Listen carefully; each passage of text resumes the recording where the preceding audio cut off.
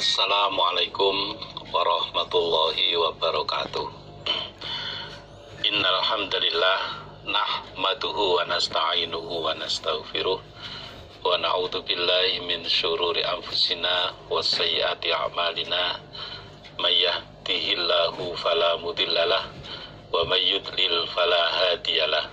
Asyhadu an la ilaha illallah wa asyhadu anna Muhammadar Rasulullah sallallahu alaihi wasallam wa ala alihi wa ashabi amma ba'd. Bapak, ibu-ibu, para saudara jamaah semuanya yang saya hormati, para generus putra maupun putri yang saya banggakan, saya cintai, alhamdulillahirabbil alamin, kita ucapkan syukur kepada Allah atas semua nikmat, terutama nikmat hidayah yang Allah berikan pada kita semuanya. Kedua, kepada para penyampai wasilah hidayah, saya ucapkan syukur, alhamdulillah, jazakumullahu khairah. Mudah-mudahan Allah beri manfaat dan barokah.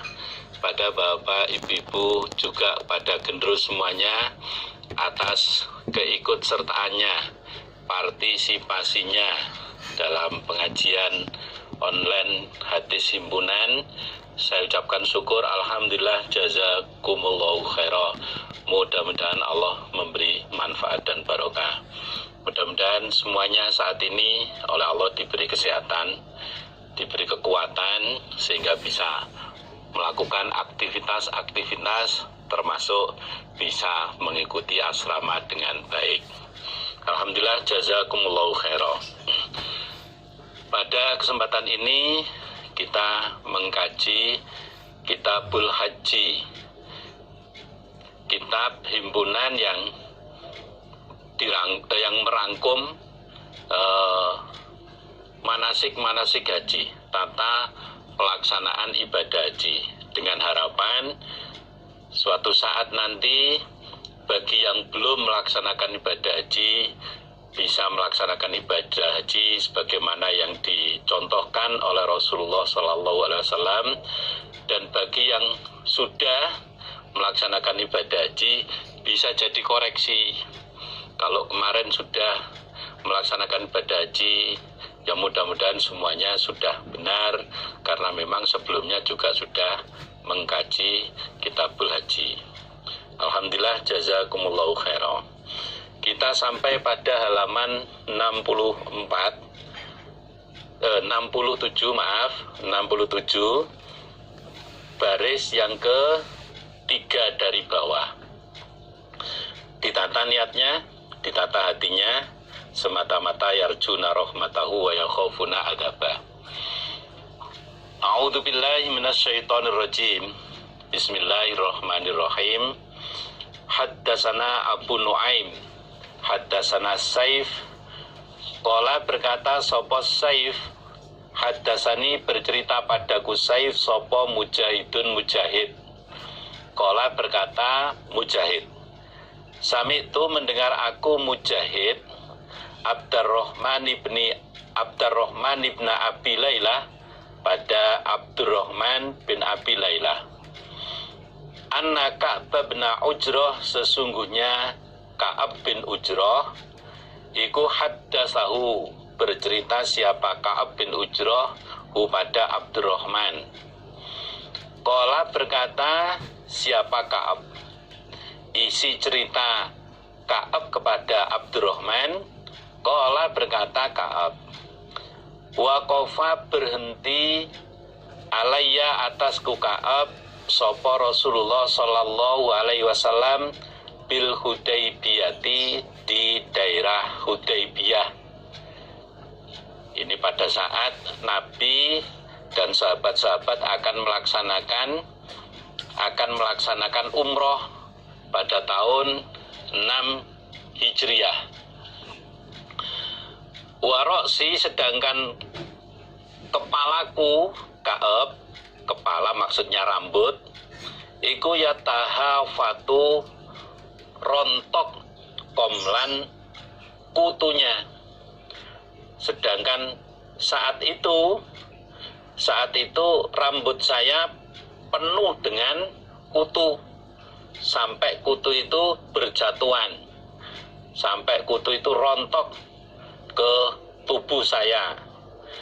Apa kalau bahasanya apa? Salto apa? Ya. Sampai-sampai kutu itu rontok ke tubuh saya. Faqala, maka bersabda Nabi, yu'dzika, apakah menyakiti kepadamu, opo hawa muka, penyakitmu, maksudnya kutumu. Kemudian Nabi bertanya kepada Ka'ab, wahai Ka'ab, apakah kutu yang ada di rambutmu itu menyakitkan pada kamu? Ini bentuk perhatian Nabi kepada sahabatnya, bentuk perhatian seorang pemimpin kepada anggotanya, kepada anak buahnya. Apakah kutu yang ada pada rambutmu itu menyakitkan pada kamu, merepotkan pada kamu? Qultu, berkata aku Ka'ab, na'am, ya, iya Nabi, kutu ini sangat-sangat merepotkan pada saya, sangat-sangat menyakitkan pada saya.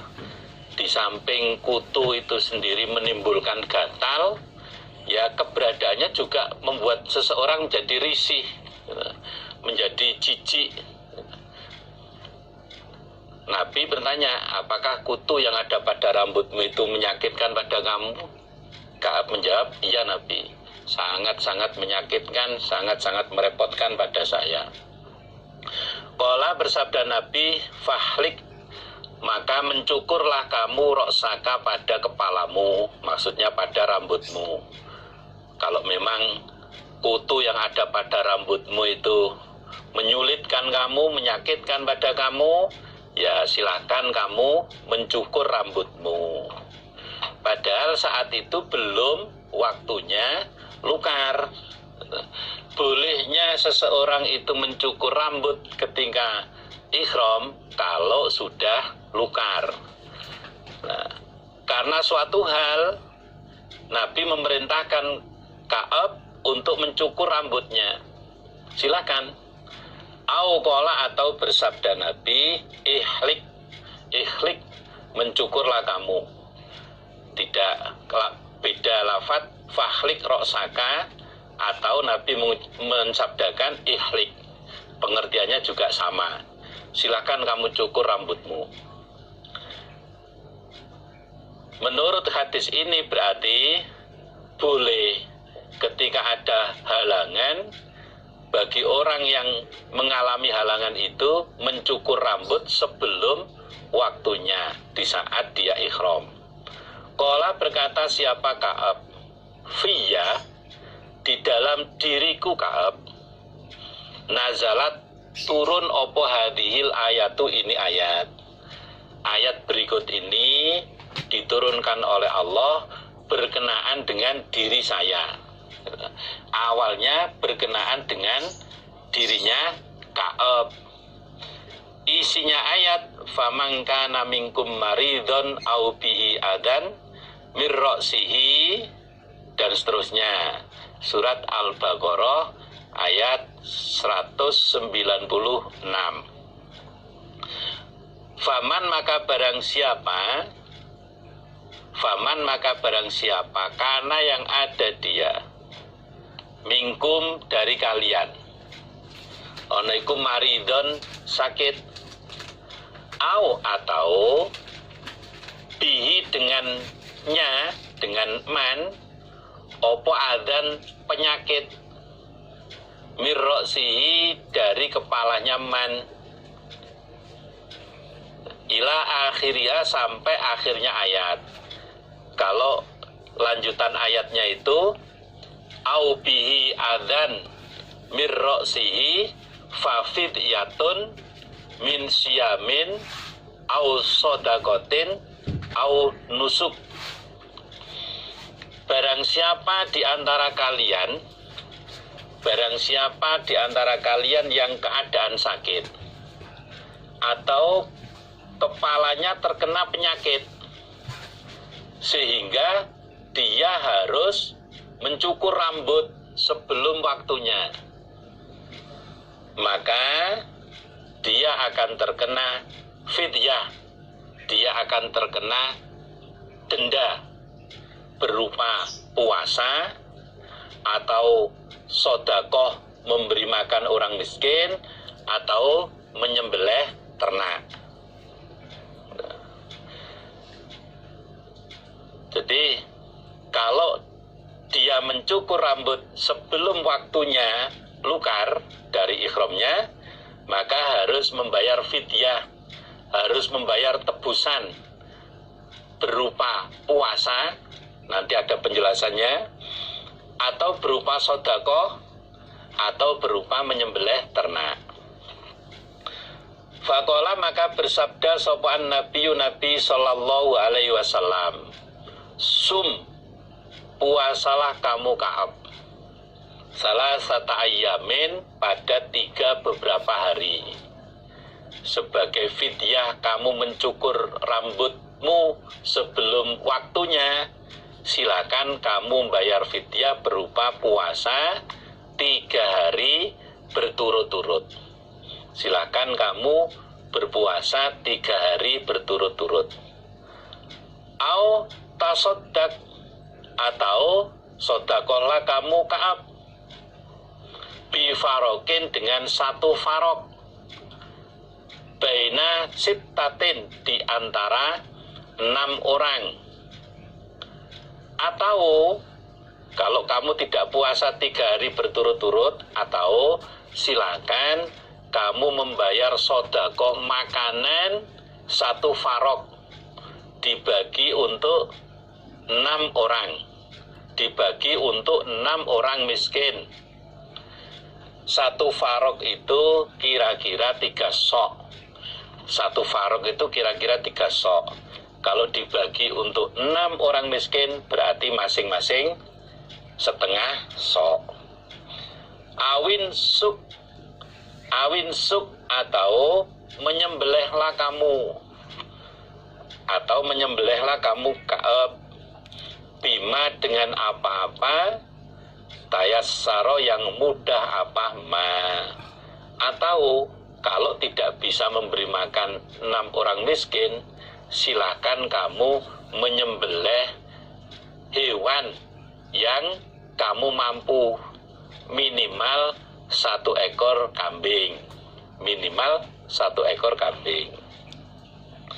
Nah, berdasarkan hadis ini, saya ulang, berarti orang yang keadaan ihram kemudian mengalami halangan, termasuk seperti yang dialami oleh Ka'ab, rambutnya banyak kutunya, boleh mencukur rambutnya sebelum waktunya lukar. Namun ada kompensasinya, ada konsekuensi yang harus ditempuh oleh orang tersebut, termasuk oleh Ka'ab, yaitu harus